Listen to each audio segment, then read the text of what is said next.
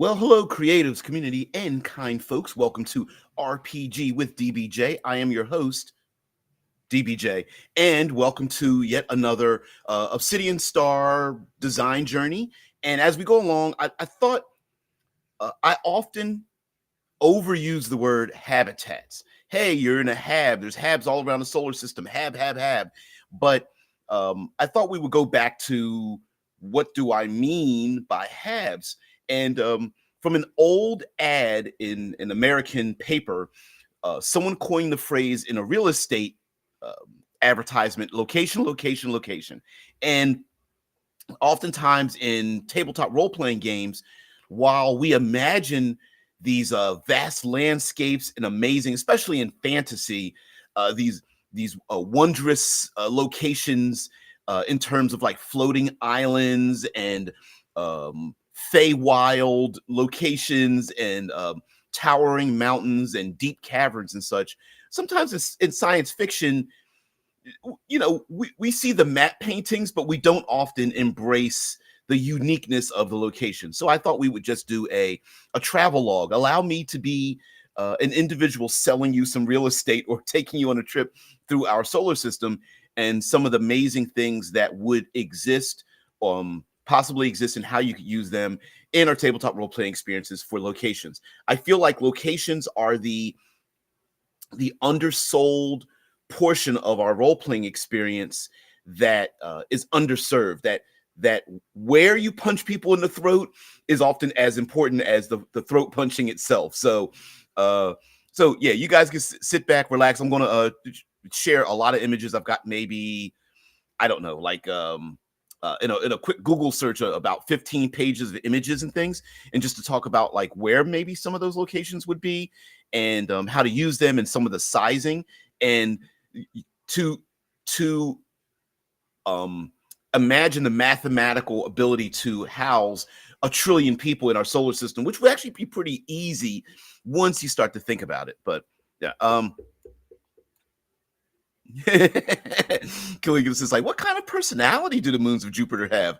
I don't know. Unless you're being facetious, we can talk a little bit about that. Like, if you're being serious, if you're referring to like what is it like for the various moons, we could talk about that a little bit. But I would prefer to leave that up to you guys.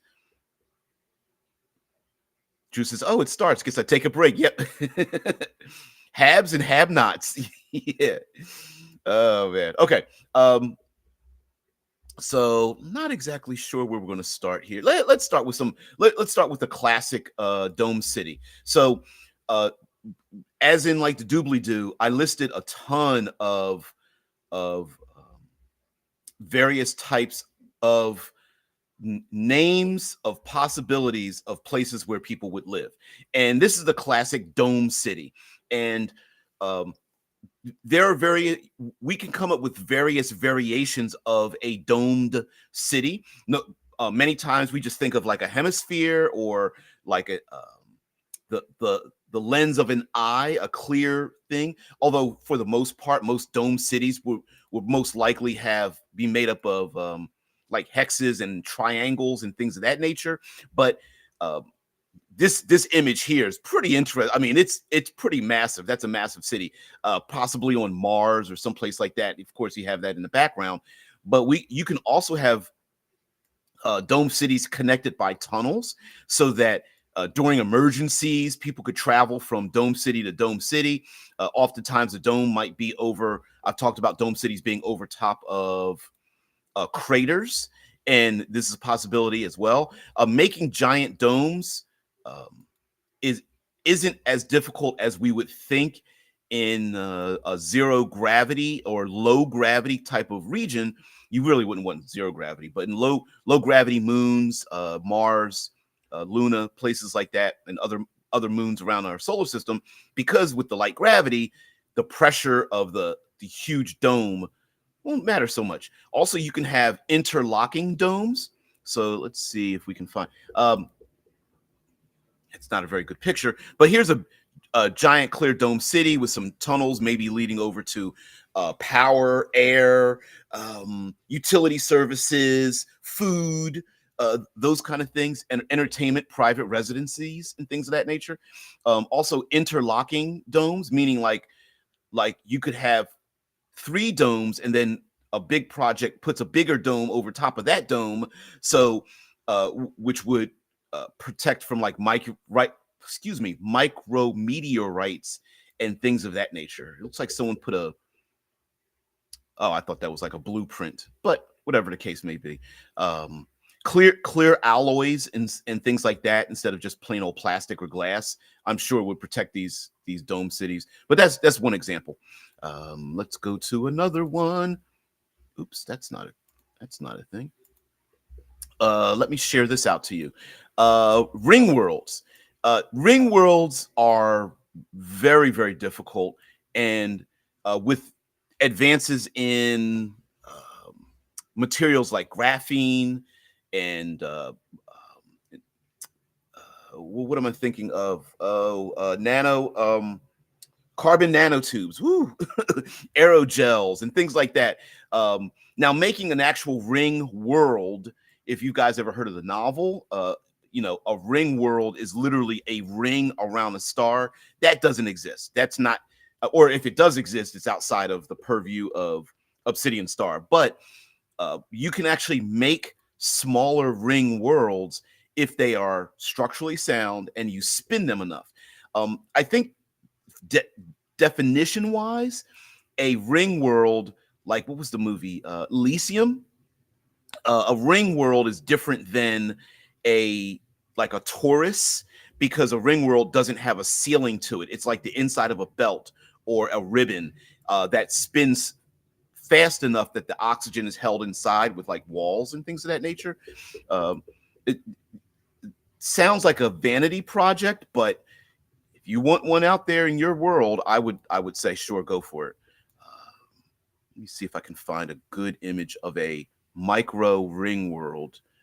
These are more like spindles, or toruses. Trying to look for like an actual ring world. Okay, here we go. This is the closest you're going to get to it, I believe, where there's no ceiling to the ring, but it has walls that keep the oxygen in, or at least most of the oxygen in.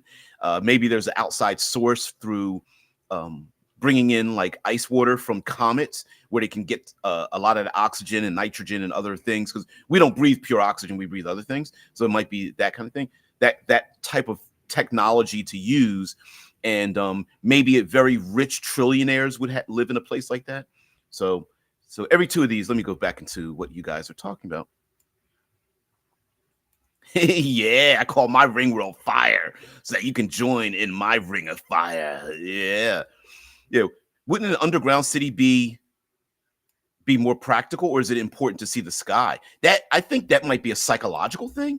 I used in my own canon about the moon, I use that so that the initial people that got to the moon, Luna, dug down deep because the rich people wanted to be as deep as possible so they wouldn't get hit by, avoid the radiation and micrometeorites. But then as technology got better, those very rich people migrated to the surface, making the deepest underground portions of the moon taken over by like gangs, and it's a lot more cyberpunk, taken over by gangs and things like that. So 14 shots to the dome.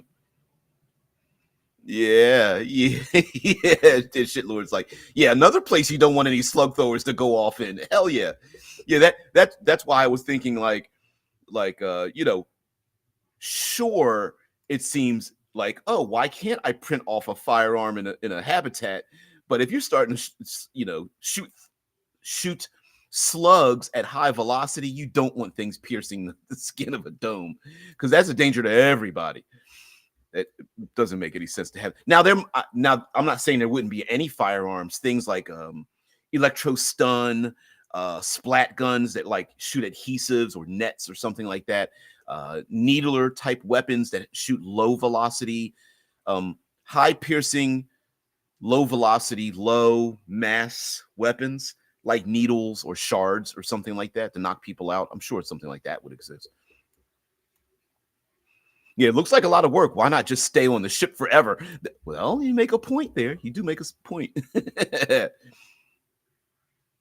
Yeah, one side light, one side dark. Seems like you don't want to be on the surface of the moon. I agree, but and Drew brings up a point other than like vitamin C. There's also in human beings we need enrichment, right? We can say that we are like perfect consumers of things, but we need enrichment, and sometimes that is like we could feed all of humanity by like squeeze tubes of nutrients, but we need to have the taste of sweets and sours and textures and things like that. And I think sunlight is up there. Sunlight is important for vitamin D, which is a mood regulator. There's a reason why people without much sunlight get depressive. And what's the syndrome? SAD, seasonal affective disorder, where people have to sit in front of UV lights or certain types of lights and things like that. So also, come on, let's be honest. There's also arrogance, right? I mean, if there are people who live in places in around the world because they can, so we have to deal with that thing too. There's a rich and powerful factions, whether they are governments or corporations or individuals or whatever, that are like, oh, that place that like a house that dangles over an active volcano. Yeah, I'm gonna build that for no other reason. Yep, UV therapy works perfectly in improving people's moods in Russia. I did not know that. Yes, there are people who do various types of therapies as a norm, like sauna therapies and UV therapies and plants, having plants and oxygen and that kind of thing. Yeah, pets are another form of therapy. Which really reduce people's anxiety down, especially if they're in like hospitals or hospice or prisons and things. So yeah, I think despite the fact that it makes sense to basically dig everything underground, I have a feeling that humans in general are like, yeah, we need to see the sky. Drew says, but I think it's too little of an atmosphere in such a ring world to protect from cosmic rays. Yep. Aside from that, there's also no magnetic field to protect further. You're definitely going to have like, I don't know, defensive lasers or something like that. Like I definitely agree with you on that. You're going to have like defensive lasers or active magnetospheric technologies constantly in use, something to some event. Now, let me go over to spindles. So let's get away from the ring world, which is really, if you really think about it, like that's super high tech. If I personally, in the development of this solar system, did not specify an actual no ceilinged ring world, but I'm imagining that it could exist, and I would only allow it to exist if you allow it to exist. So so I'm not putting one in there specifically, but could there be one, or one being built, or someone has an idea of one, or somehow, I don't know, hid one out in the outer reaches or something? Sure, why not? If it fits your modus operandi. So here we have spindles, and I'm making a difference between like spindles and toruses and such very slightly. So a spindle is like a top. So you have a ring, totally enclosed ring, and there's a central spar that remains in the center. So the ring spins around it, much like a bicycle wheel. And this is a design many scientists and physicists and such feel like would be perfect for humanity, because it once you're on the outside of the ring, it can be spun for standard Earth type gravities, or it could be spun faster or slower, depending on what kind of gravities we want. And the central spindle are where starships can come and dock, and the central portion of it would be zero gravity, or rather, the gravity would be, oh, what's the term called? It would have a slight Coriolis effect. So if you were it would be difficult for you to be in a very center, but if you were slightly off center, you would slowly drift to the outside of that little tunnel in the middle, and that would be a great place to get goods and services and air and power and things like that. So spindles are basically like tops. Let me see. We're getting away from getting away from more of the other imagery here. Okay. But this is in my mind canon, what a spindle is like. Also, starships could actually be constructed and placed on the outside of the ring, and then could very easily be launched into space. All you have to do is detach them. There's already spin gravity that's been spinning them, and they want to detach. Once they're detached, they already have like a orbital speed in space, and then they can go off, and it's free momentum to get them to launch off. One of the cool things I think for adventuring in a location like that, I forgot about the adventuring part. Sorry. Let me go back. Sorry, I have to talk about adventuring. The great thing about dome cities, let me go backwards here. The great thing about adventuring in dome cities, as was already brought up, is player characters are going to want to be badasses and roam around with like heavy weaponry or like high impact weapons, and those living in dome cities are not going to be too happy about this. So you absolutely finding out how to, how do you become a badass but still, live in a place with massive domes and firearms. Also, the fact that some of these dome cities might be quarantined or locked off, or you can only run and hide so long, especially depending on how large the city is, and that's domed over. So the PCs are trapped, or the PCs are bounty hunters and are going after someone. There's only so many places they can run if they lock off the dome from outside influences and such. Also, it might technically be a good idea to bust through the dome, depending on what you need to do. Maybe there's a nuke or atomic weapon or implosion device or black hole emulator. I don't know what the hell. And you might need to actually bust through the dome in the first place, with the authorities maybe not knowing what you planned on doing to save their lives. So getting out of the dome may be important. Also, climbing the skin of the dome, having a fight on the outside of the dome might be kind of cool. So all of those things. And also, where is the dome in the first place? Like, is it connected to like lava tubes? Is it domed over lava tubes? What is the purpose of the dome? Like, is it a specific place? Like, it is a hydroponics or residential or corporate headquarters, or a place where they build air machines, robots, or something like that. All right, let's go back to the ring world. Ring world, super high, high Kardashev levels of K1 Society Plus for having a ring world with no ceiling on it. But as in Elysium, going over the wall might be pretty interesting, especially if there's high levels of defenses. Also, the fact that the horizon actually rises above you would mean that if you were to somehow use something high velocity going in a straight line, it will always impact, if you're going along the horizon line, it'll always impact someplace along the horizon line.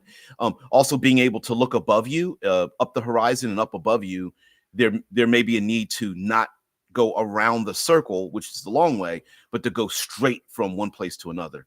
And pretty awesome. Also, having a threat come from the outside and being able to cross over the wall and land where they want to, pretty nasty. Here we go with the spindle, same thing.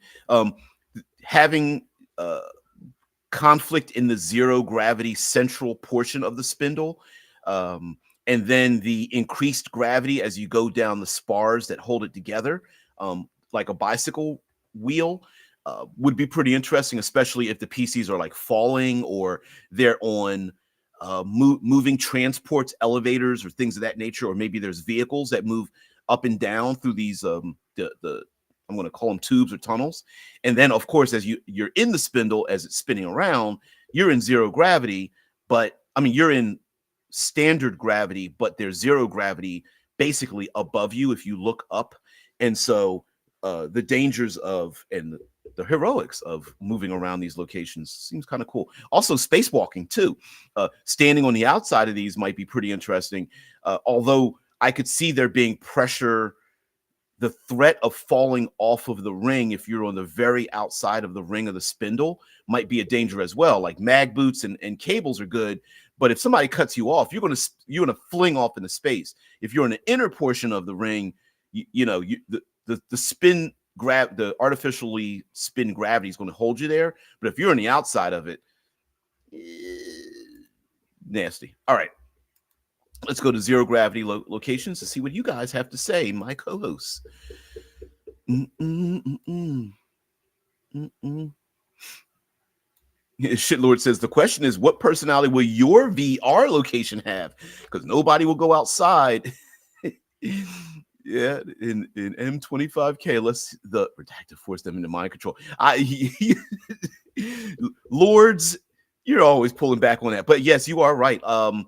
If you're in space, many people probably might want to, resort to their VR place because the looking out into the deepness of space could drive you a little bit mad after a while. So having a VR location that you could just plug yourself in, pull the goggles down, and you're away. Or maybe not even goggles. Maybe you just have something that's like an implant on the side of your neck. You just place it there and put your two fingers over it, and boom, you're there. I think that would be very common. Yeah, I allow you to allow me to allow such things to exist. Yeah, I get a little bit tongue-tied sometimes.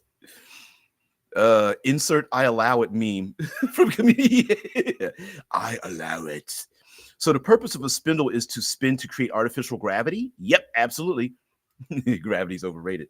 Yes, spindle. Let me go backwards. Well, no, you know what? We'll go forward because you'll see that the idea of artificial gravity is not necessarily magic. It's just the idea of spinning something.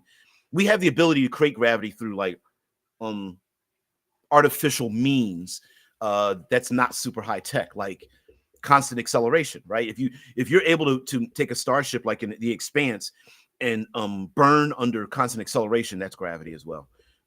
But it's artificial. It's created through other forces. Do they actually terraform any moon to make it a place where you would actually want to go outside? The only places, I don't want to say only places, the terraforming is such an endeavor that I feel like it would be reserved for the deepest craters. So Mars has a number, probably a few dozen locations that are being terraformed that are craters. So the crater walls themselves prevent like the nitrogen and oxygen and carbon dioxide, things like that, to spill over the sides. Some of them might literally be inside of dome cities that as examples and things like that. But a true like terraformed moon, I'm going to say no, unless it is a specific like vanity project of a faction of some sort. Yeah, as long as you can grow potatoes in a tent, you'll be fine. All right, The Martian fan, because I'm a fan of that movie too. A really great movie. Okay, so here we have a very rare, but we have an example of like zero gravity cities. I call zero gravity cities hives, and I mean truly zero gravity, meaning like there's people floating, there's objects floating. We talked about the idea of like not wanting to cut your hair in zero gravity, and things like that. Hey, listen, if you're somebody who likes to put like a crystalline sweetener in your drink and you spill it all over the place, or you have a hard time eating food and getting crumbs all over the place, no one's going to like you in zero gravity. So of course there are like those living in the ISS, the International Space Station, they have vacuum tubes to make sure that you can clean up things, but you don't want small objects of any type, especially ones you can barely see, floating around in zero gravity. So there's constant need to be hygienic. But other than that, and keeping things locked down or velcroed or magnetized or held on little strings or cables or something. But Zero gravity Habs, I'm calling hives, meaning like it's there is no direction that's up. There may be different, and I like this image here. I'm actually glad somebody made an image like this. You can see some individuals seeming to float a little bit where there's some plants nearby. They're kind of talking. They're using um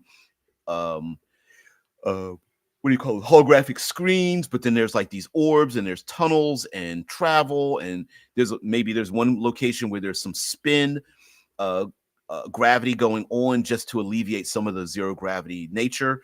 Genetically modifying ourselves to live in zero gravity would be awesome as well. And the dangers here, especially adventure wise, is like you might not want to use a slug thrower because if you start shooting firearms, your back is going to start slamming up against solid objects behind you. There's a fun anime where somebody's got a big ass gun that does that, where every time he pulls the gun out and fires it, he gets like jammed back into like the drywall and stuff. But also in zero gravity, like once you impart momentum, you'll keep moving in that direction. So it could be that like the best way to get rid of your enemy is like you don't even have to shoot them in the chest. All you got to do is get them pushed somewhere and they're done. Moving around zero gravity might be interesting as well. Do players like bounce? Is there an airflow in some of these locations that keeps things moving so that you can move from one place to another? Like, for example, maybe some of these tubes are like air tubes. Like it's like an elevator, but you get into it and it's just air flowing in one direction. And once you get into the tube, it starts to blow the air and you move along with the airflow till you get to section, X38, Y67Z 1.3, and then you get there, and then you get out of the transport tube and grab on or something. I can also imagine that like mag boots, Velcro style or carabiner style movements with cables and things might be very common as well. Let me share out this. This is these are O'Neill cylinders, but let me see what you guys have to say. Yes, you understand the gravity situation. You're so silly. Grave consequences of gravity?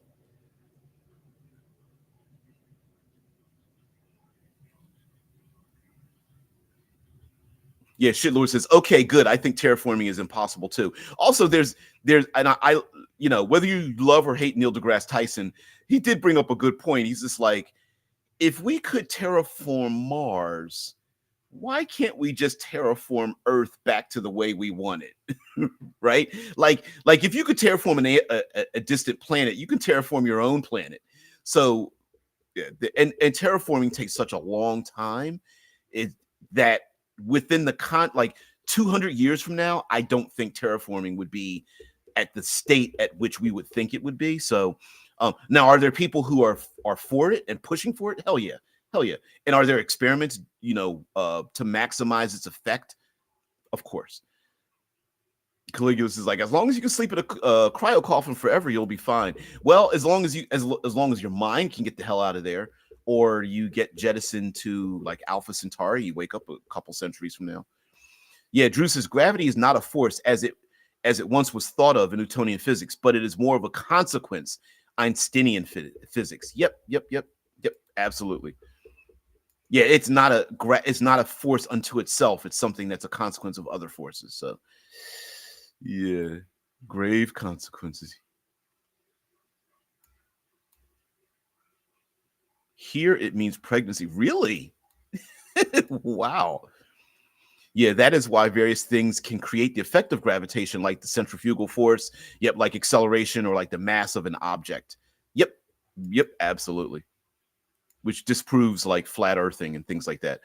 Shai says, how do you even create an atmosphere to keep all the oxygen in? Wouldn't all air instantly dissipate the instant you tried to terraform? Not unfortunately.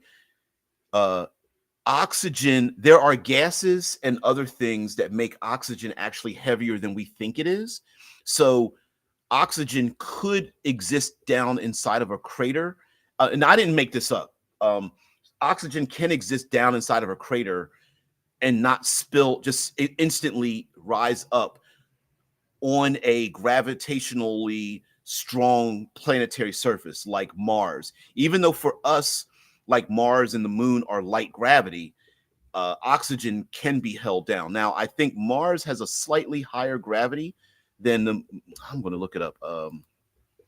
What is the gravity of the moon and Mars? The moon is 0.16 G, Mars is 0.38 G, Venus is 0.9, and Jupiter is 2.54. So there ain't no oxygen escaping out of there. So, but yeah. I think I forget what science thing I was listening to that oxygen on Mars would not escape, and other things. So yeah, there's so gases have different weights to them, and so yep, that would be the case. I didn't know that before, and I was like, oh wait, that's how you do it. Because I was with you, I was like, wouldn't it just like you can't just put oxygen somewhere, but I guess you can. Also, creating an atmosphere as well, a thick atmosphere would help too. Oh yes, gravita is some old Latin word for pregnancy. I wonder if the term of using gravity as a way to describe hardships relates to that thing. Like, oh, the gravity of the situation, like, oh, this is going to weigh me down.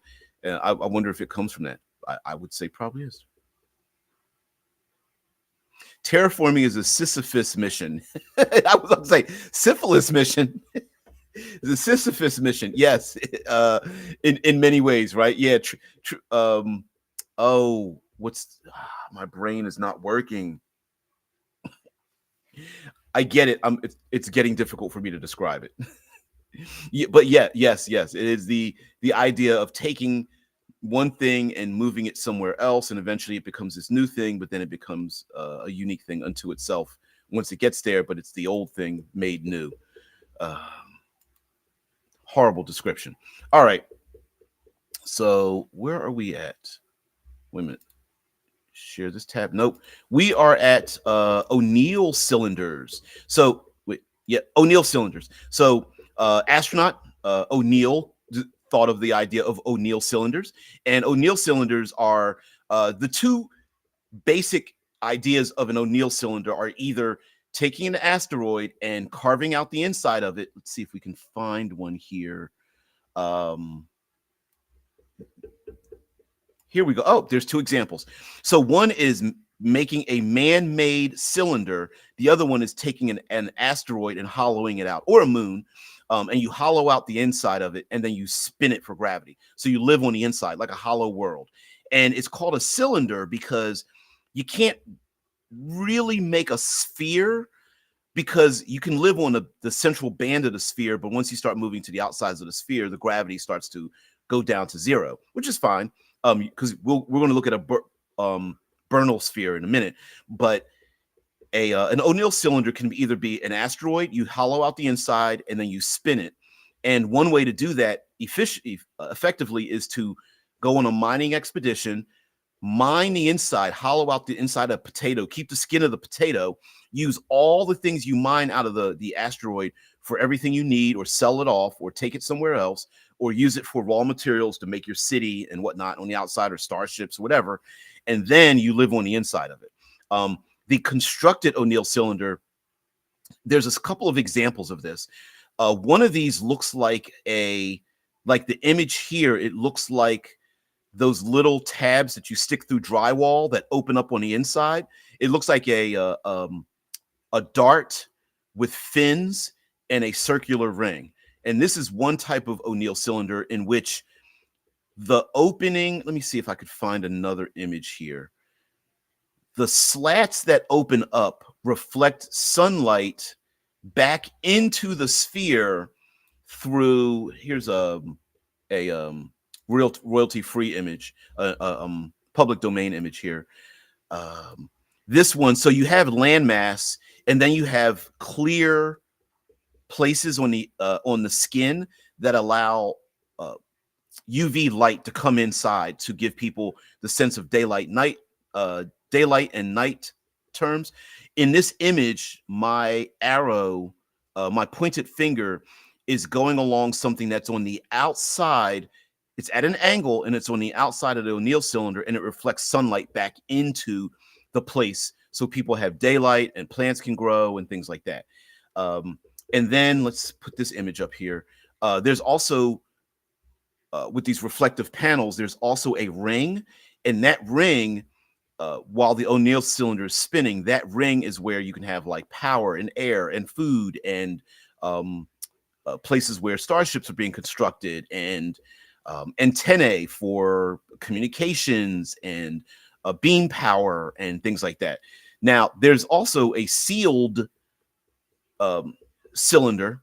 So a sealed cylinder has no light from the outside. It's completely internal. And that means you have to have some artificial method of having sunlight down the middle of it, whether that is through, I don't know, fusion light bulbs or something like that, which means from the outside, it just looks like a dark tin can of some sort, but you get closer to it and it becomes huge. Here's another image of a big mega city inside of a dome, inside of a O'Neill cylinder, and you can see there's a little that looks like it could be Earth in Obsidian Star, but it's probably like a Saturn or something. But anyway, you see these large round holes that allow sunlight inside of the place, and yeah, definitely piercing the skin with something like this would actually pierce your feet. If you were standing here and something impacted it from the outside, it would come up through your feet or maybe down on top of your head by piercing the other side of the major city. But that's an O'Neill cylinder. And some of the adventurous fun you could have on the O'Neill cylinder, of course, is being on the outside of the damn thing. But running around on the inside and having, like, maybe there's, how do you get from one place to another? Are there high-speed rails? Are there flying craft on the inside? Are there air currents to allow you to go from place to place? Are like using gliders or of some sort with maybe small propellers? Are there wingsuits that you could use to go from one place to another? Is there a public transportation aerodyne system, or do you have to own your own, your own private vehicle? Yeah, there's a lot of examples. Here's another example of a O'Neill cylinder, and these are awesome. This is kind of what I expect to be the I wouldn't say super common, but instead of a ring world, you would probably see some of these, or actually probably a few dozen of these throughout the solar system. Here's another method of having a zero gravity unit down the center of your O'Neill cylinder. And this O'Neill cylinder looks big enough, or maybe not even big enough, but they've even expressed like clouds. So there might be moisture or some kind of mist or humidity that might be on the inside. And so dealing with that kind of issue is probably very important. I can imagine there being some kind of faction, like a guild or a job function, to make sure there's some kind of a homeostatic method to keep the place from getting too dry, too heated, too cold, too moist. And then down the central spar, you have light, and you could also have like vacation spots where it's like zero gravity. You could also send things from the outside down through the central tube in zero gravity, and then lower it down into wherever you need on the inside of it as well. So that may be how the players get into and out of the location. Here's another one with cool. This one has water on the inside of it, which is actually awesome. You can see the way I'm definitely from the East Coast because of the way I pronounce water. But there's an airship here. There is you can see the land curving up into the distance. This looks pretty huge. Also having aquatic locations inside of an O'Neill cylinder is kind of cool. Why? Because you can use that water for oxygen and hydrogen and burn it off if you need to. Although most people would be like, please don't do that. One more image of an O'Neill cylinder. A little difficult to see this, but you see a explorer. This place looks ginormous. It's huge.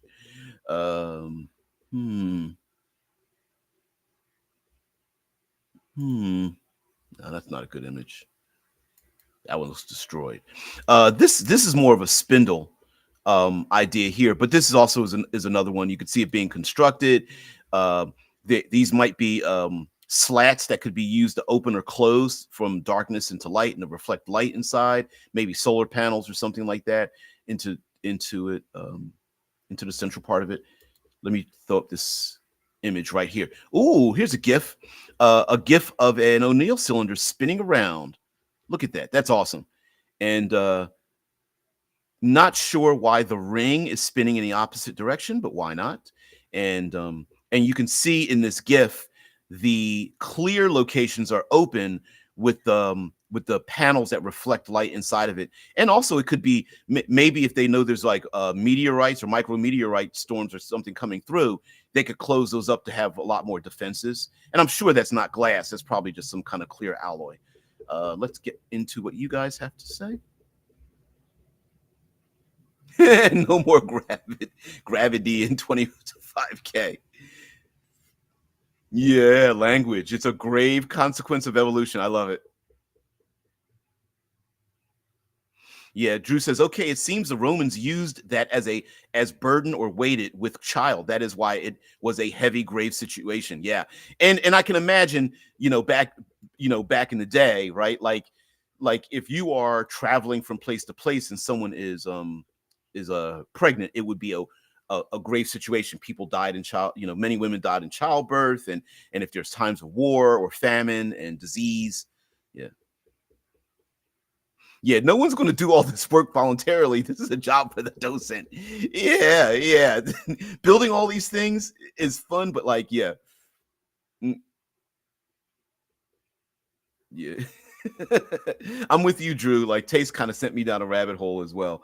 But yeah, human beings aren't going to necessarily volunteer to do all this damn work. They're going to get other people to do it. And so why not? Why not have that? Again, the adventuring part of this is just I'm imagining being on the inside and outside of a place like this, and the threats to a place like this, whether the players are able to alert individuals about it or not, I don't know.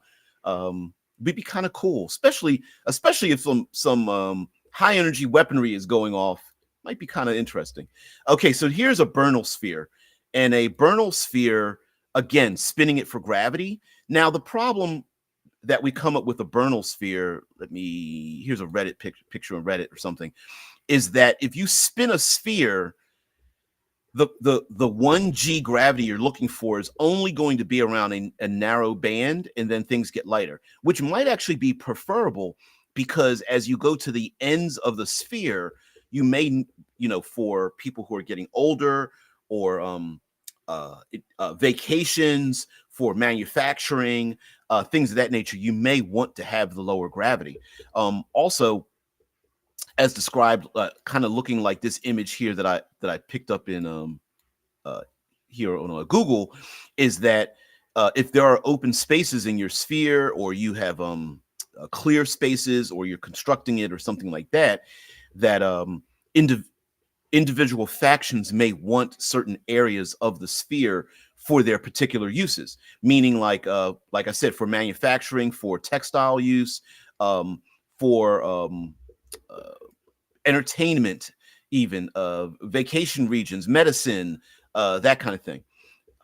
Here are some. Ooh, that's not a very good one. Here's another image of like a type of Bernal sphere, where you have the central band, and you can see kind of city artistically painted around it. And then as you get towards the end of the sphere, maybe that's like livestock or hydroponics or something of that nature. And then if you take a look at some of these, I've used this one before from Wikipedia. And if I'm not mistaken, I think this one is even in the open domain, but don't quote me on that. This particular space station is made up of a number of different things.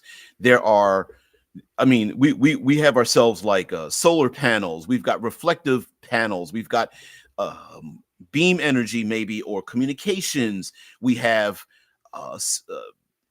spindles. We have a Bernal sphere. We have a number. So I like the idea of mixing and matching. Here's another one, Orion's arm. Here's another Bernal sphere right in the middle. and then maybe there's like living place or food or processing or manufacturing in the rings.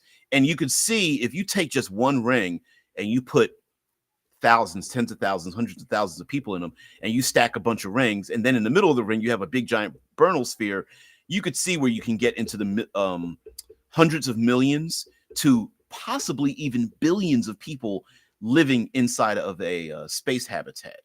Let's see if we can get this image here. No, a little darker, but better. Not as, what's the rendering on this? It's high res. So here's another Bernal sphere where people are lounging. They're eating outside. You can see that there's waterways. Maybe there's a river that goes in different directions. People could actually use sailing to move from one place to another in a sphere or a cylinder or a ring world. But you can see there's a glider up here in the image, the top just off center towards the left. There's a person on a glider. Maybe I think that might even be a propeller behind the glider. And then at the ends, of course, we see like zero gravity in the middle. There's UV light coming in. There's like maybe plants or things that are being grown. Pretty interesting for a Bernal sphere. Kardashev scale, Bernal sphere. Here again, mega city, giant buildings, and you can see that the horizon starts to curve up and around. Here, let's find another. Oh, here's a blueprint of one. Not sure how clear it is for you guys, but it does talk about like Orion's arm. Okay, pretty interesting. Inside of a hollow sphere and some of the objects and things that are around it. I love blueprints. Here's another Bernal sphere out in the void of space. And then, and I think it's not given enough credit for, while it's called a Bernal sphere, I think it incorporates a lot of other aspects of living in space. The reflective panels, the solar panels, the rings that are on either end of the sphere to for food processing and oxygen, I'm sure, and manufacturing and things like that, and lots of amazing places to have adventures. This is an example of something used in Star Wars, and I think we've even seen this in Star Trek. An ecumenopolis. An ecumenopolis is a city that completely covers the physical surface of a planetary location. So, no, there are no planets in our solar system that could ever be an ecumenopolis, but you could take a moon or an asteroid and build in a giant city that completely covers its outer skin. Now, why would you want to do that? Or how could it come about? Or, you know, what about the heat distribution and how much raw materials are you using to build it? I don't know, but I still think it's kind of cool. I mean, you know, here's an image of an ecumenopolis from a Wikipedia, and I'm sure this is what's the place called? Star Wars. You guys know the name of it. I can't remember. Taste of Banat says the vernal sphere is a way to avoid having to colonize an actual planet. Hell's yes. Hell yeah. Yeah, absolutely. Of course. And also, if you man make a place, we only live on Earth because we can't live any other place. So we're stuck with weather. We're stuck with floods and humidity and storms and earthquakes, right? But if you purpose build a place, you have with you everything you want or don't want. Whereas if you try to live on a planetary surface or a moon, you're stuck with what's there. Now, if you hollow out the moon or you build like habitats that accommodate what you want, there is nothing there that you don't want, right? So if you don't want snow, there'll never be snow. Yeah, Bestman Cloud City. How would that thing not fall to the ground or float away? Ah, yeah. Cloud Cities. Loading.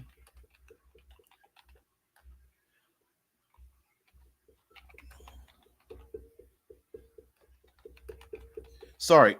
So, lo and behold, and this is scientific. This has been scientifically proven that oxygen in the air on Earth is lighter than the gaseous clouds of Venus.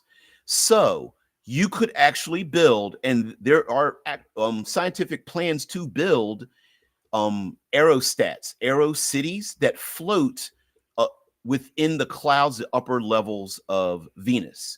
And the reason it can float is because you fill a giant city like a Bespin, and you fill it with air, and it will float. Crazy, but true. Much like a dirigible or balloon floats on Earth, the sulfuric acids and things like that on Venus are actually far heavier than the oxygen. And so there you could mathematically go, okay, well, if we want a city that can hold 300,000 and we need all these things, you get the weight of the city, you fill it with oxygen, and then you can move it up and down, fill it or increase or reduce weight, mass, volume, and oxygen inside of it to get it to where you want it to be. And probably through gas mining, I bet you could also move it around, use the gaseous clouds of Venus for fuel, as well as processing oxygen and other hydrogens and hydrocarbons out of the atmosphere itself, so that you could move it up and down based on weather, or wanting to be, at the terminus of the sun, or moving to places. I don't know what Venus's weather is like, but yeah. Here's another one. NASA's plan for our next world, a cloud city over Venus, CNN Business.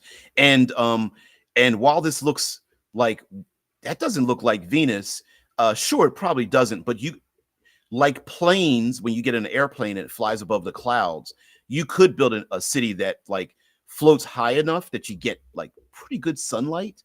But also you get you could also get it to sink down further. Now, I would be a little bit scared because the atmosphere is made out of sulfuric acid. Like, it's just like, do I really want to float over a place that's eroding the very floors away from where I'm living? I don't know. I'd be a little scared. But that's just me. but it is kind of cool to think that within our own physics we could make that. Yeah, like a dirigible, better not light a match. Hells yes. Yeah. And Drew says Venus weather beneath the clouds is a hellscape. Yeah, don't light a match. Whew. Ooh. You get that one person who's like, I'm from old Earth. I'm gonna light up a cigarette, and everyone's like, don't you fucking do it. Oh shit. But the great thing about cloud cities is, like, man, can you imagine like the type of ships that will be floating around? We also have cities in 3 dimensions, right? Just like in space, floating in the clouds of Venus, one city could float above another one. You could have aeropiracy.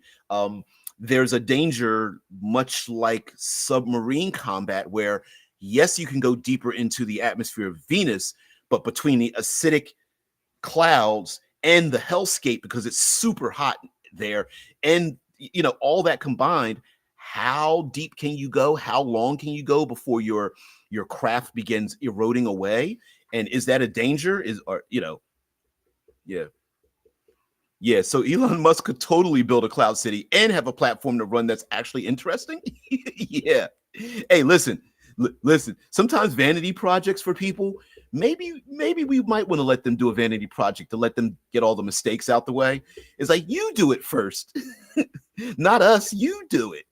I'm not suggesting that people should die, but unfortunately that's probably going to happen with these kind of experiments and things like that. But I mean, how would you construct this? I suppose you would construct this in zero gravity out of the orbit and then lower it down slowly or something. I don't know, but it's pretty cool. Or start small and build on top of it and just keep making it bigger and bigger and bigger. Maybe a cloud city could also be one with a number of smaller things connected together. This is interesting. Cloud city by codename Zapper Cloud City, Futuristic City. Now, this one has a number of floating cities with cable cars attached to each one. And if you ever notice, you see how the Cloud Cities have this like point at the bottom. Here's another image. Almost has like a point at the bottom.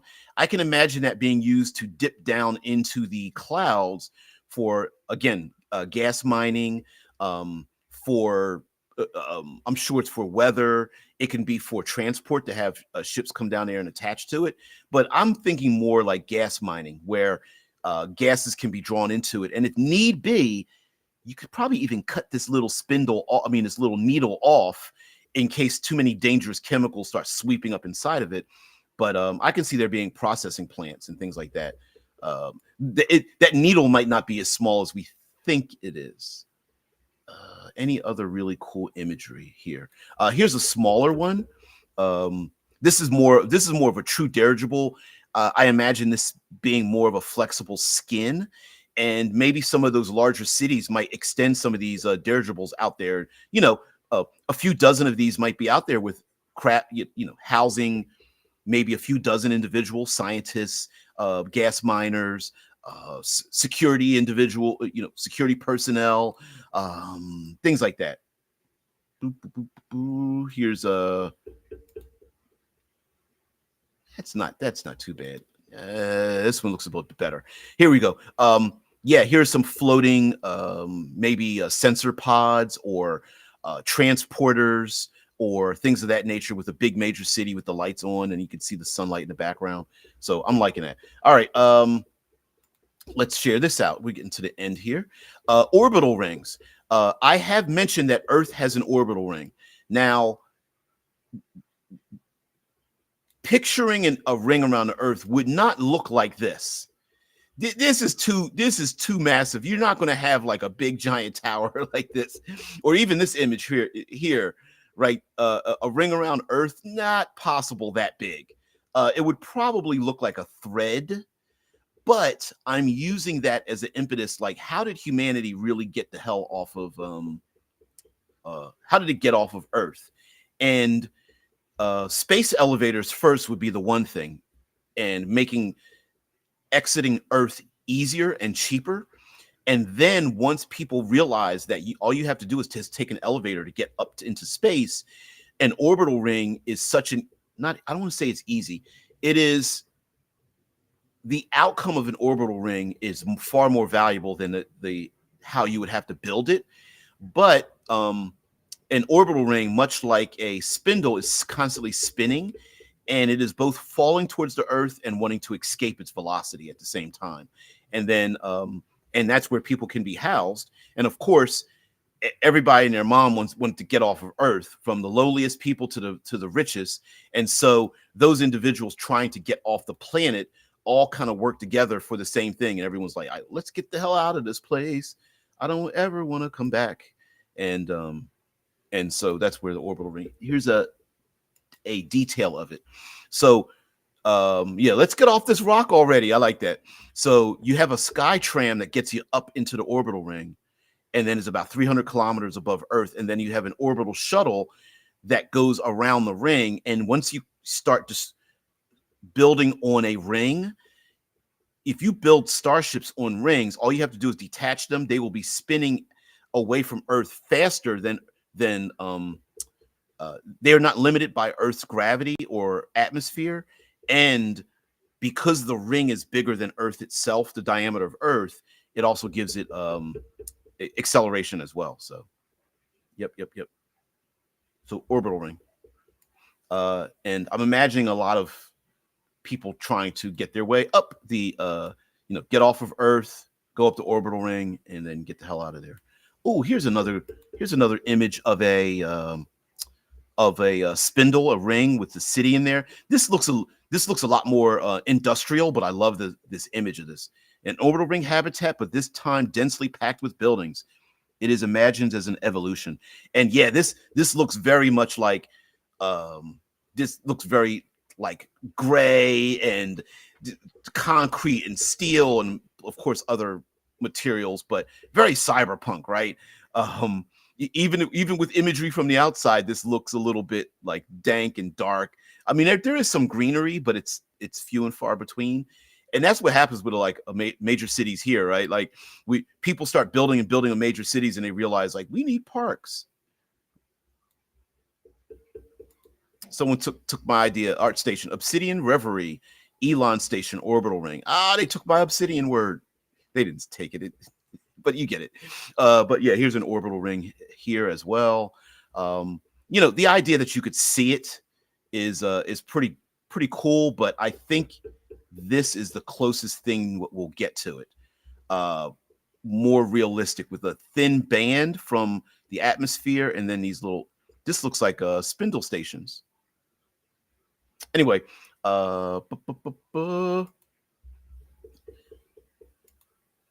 this is space elevators. I'm sure Earth would have space elevators, many of them, and Mars, and maybe some other places if you want some space elevators. Space elevators would be kind of cool to have an adventure on, depending on the direction you're going, either just descending or accelerating up, going up or down, or whatever someone thinks that the up or down of a space elevator would be. Having terrorists try to take it down, having gunfights on them, people attached to the outer skin, things like that, saboteurs and whatnot. I think that would just be awesome to have a game where you're just like it's going to take you 15 hours and you guys have to find out who the murderer was before you get there, or someone hid an atomic weapon on this thing. You need to find it, and there's a faction out to try to stop you. What do you do? And so I imagine a space elevator would be pretty amazing. Now, the safety and security of a space elevator, I mean, there are ways to do it. For example, each elevator could literally be a starship. So if it's somehow dislodged or had to detach, it could just fall back into gravity with engines and a parachute or something. Which another thing are parachutes. In the movie Ad Astra, one of the characters, I think it was Brad Pitt, somebody was working on a giant tower up into the upper atmosphere, and they fell off, or they jumped off, and they just used a parachute to go back down to Earth. So yeah, are space elevators just a way to avoid air pollution? maybe Yeah, sweet. There's your space dungeon habitat right there. Yep, all concrete, steel. Yeah. The orbital ring. Nah, I prefer onion ring. You're so silly. I don't use X anymore, but yeah. Speaking of which, does anybody use X? Yeah. Caligula says none of this Cloud City business is high-tech magic. Technically, no. Physics proves that we can build air space cities. Now, the building of a floating city in the clouds of like Venus or the other gas giants, how would you do that? I don't know. But with forced labor and AI systems and robots, I think it could be done. Orbital rings must provide a unique challenge for space vampires. Yeah. Is it daylight or nightlight? Is it nighttime? I don't know. The darkness of space with all the UV energy of light. All right. So here we have a space elevator, space elevators, and nope, that Blue Birdie died for me. I made recently an account on Blue Sky, though. I think there's like Blue Sky. There's also Mastodon and a bunch of other places. Discord is it's more insular. Okay, so here are Arcologies. Now, I love this blueprint image over here, but for those who don't know, Cyberpunk really, really embraced when Cyberpunk 2020 came out, and I think before that it was called 2013. But Arcologies Games, but they really embraced the idea of Arcologies, and throughout the 80s, the idea of cyberpunk, like Neuromancer and Voice of the Whirlwind, and many of these other cyberpunk genre books, novels that came out during that time that basically coined the phrases of the internet and cyberpunk during the 80s, talked about having Arcologies. And Arcologies are basically a building large enough that you could have an entire society live inside of it without necessarily having to draw from resources outside of it. Now, of course, oxygen and food and things like that, make a lot of sense. But much like, what is the city being built in the Middle East? Neom, Neom, or known as the Line. These are cities, whether they are built upside down, like building down into a crevice, or underground, which I love this blueprint that was drawn over here. And Arcology is basically a giant, massive city. And would we have Arcologies out in space? Of course, we would have to have them in some way, shape, or form. But we also see a lot of these like Arcology styled cities in like Blade Runner and Far Future, where you have this major city. And of course, we always have to have like a CEO sitting in like their glass enclosed office at the very top of a tower. But the other thing the great thing about Arcologies is that you could have a number of Arcologies. What's the movie? The movie Dredd, not Judge Dredd, but the movie Dredd was like a big, major, giant apartment complex with hundreds of floors with people living there most of their entire lives. And you can make little micro cultures and habitats unto themselves. So if you're thinking like, you know what, I want an adventure on the moon, but I have an idea, but it doesn't really fit in with the exact culture, just make an Arcology and fill it with like thousands and thousands of people and make them have a different culture and a different society and different music and things like that, because the people don't even leave anymore. And it's a perfect excuse to have an insular style. Like, how would people, it's the perfect meta excuse for why would people live and think and feel in such a way that is so different from everybody else? It's because they don't leave their neighborhoods. I mean, hell, I moved out of a ghetto and everybody there thought one way. And when I left, I was like, you don't have to think that way. But when people are living in their own literal silo, they have their own thoughts and feelings. And sometimes politically and socially and entertainment wise and language becomes very, very insular. And these are perfect things that you could scatter around your own gaming world. And of course, in Arcology, how do you get around them? Are there, again, flying things? Are there trams? Are there cable lines? Taxis, bicycles, I don't know, air vacuum tubes, I don't know. But you could come up with any or all of those ideas to get around, to scoot your way around a city. And then, of course, you can decide like how humane is it to live there? Is it an old city and it smells bad? Does it smell like urine and bad decisions? Or is it like open air and people love it and there's like a bunch of rich people living above the clouds of the poor underclass or something like that? So you can decide to do that. And then lastly, we come to the end here. Drew says, Blue Sky is slow, but it is only a few weeks since the official launch. Otherwise, it feels like Twitter when it was new as a wide open space. Yeah. Alas, Elon did not succeed in making Twitter not suck anymore. Right. And people still call it Twitter, which means that rebranding it didn't really work. Sometimes rebranding a thing does work, but for the most part, it doesn't. So anyway, guys, and maybe we might even talk about networking and social media at some point in this game. But anyway, it doesn't matter. Guys, thank you very much for allowing me to take you on a travel log of some minor kind of types of habitats. We didn't talk about Chandelier cities or Geodesics or Rotovators or there's a whole bunch of them. Chandelier cities are urine and bad decisions, another challenge of living in space. Yeah, I think all of us have known what bad decisions smell like, depending on what major city you've gone to.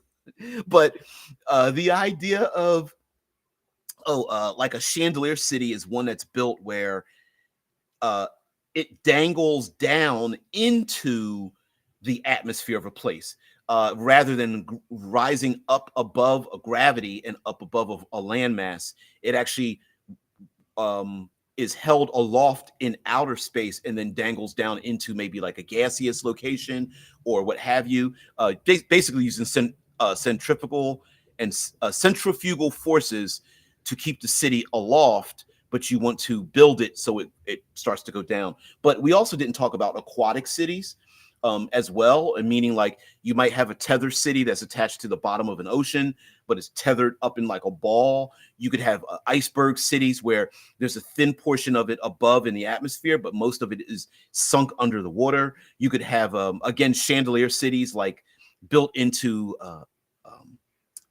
massive icicles the size of major continents, and they're hollowed out and such. I mean, it's all kinds of things. Puking in your respirator, save versus death. Oh shit, I love that. Dude, there's got to be a way. Yeah, okay, all right, okay, all right, okay. I'm gonna put that in there somewhere. I'm gonna figure out how to put that in there. Yeah, puking in your respirator. Blood, and all of a sudden it's like I can both not see, I'm smelling my own puke, so it makes me want to puke even more. I can't get it out of there. You Shai says, yes, we should do a promo strategy session someday. I agree.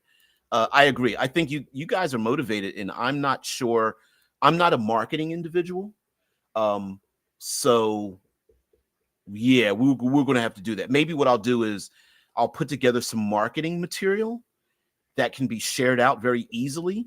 And well, get back on Discord, make some marketing material, and be able for you guys to just take it, snatch it, share it, whatever you want to do with it. And then you guys give me some ideas to say, hey, you know what? Maybe if you change this around or put this in here, it would be better. Yeah. The smell of bad life choices. I will air after the show and continue to work on my system.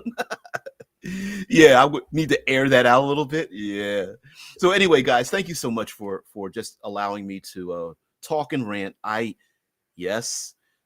like to fill the airways with as much verbalism as possible, and give us some little nuggets of information and such. I'm glad my stream was stable because I have like 15 tabs opened and whatnot, which is crazy. Yeah, the redacted control the algorithm. Yes, they sure do, don't they? If anybody new is here in the channel, and I know there's some new people, please like, share, and subscribe, comment, whatever. Do all the doobly doos if you don't mind. I would really appreciate it. It does affect. You can slay the algo monsters if you wish, and so that's it, guys. Have a great one. Thank you very much for being part of the show, and thank you very, very much for being here on this Friday. I really appreciate it, guys. Have a great one. I will see you later. Thank you for spending your valuable time here, and for spending that valuable time. I hope, in my own small way, that I can make some change in your tabletop role-playing experiences. And thank you guys for being just brilliant and funny and sarcastic and giving me shit and all that stuff. I love it. So keep up the good work, guys. Have a great one. Thanks Taste. Thanks Benal and everybody else. I should make little logos for all you guys. Matter of fact, maybe I'll do that over the weekend. Anyway, guys, have a great one. I'll see you later. Peace, tranquility.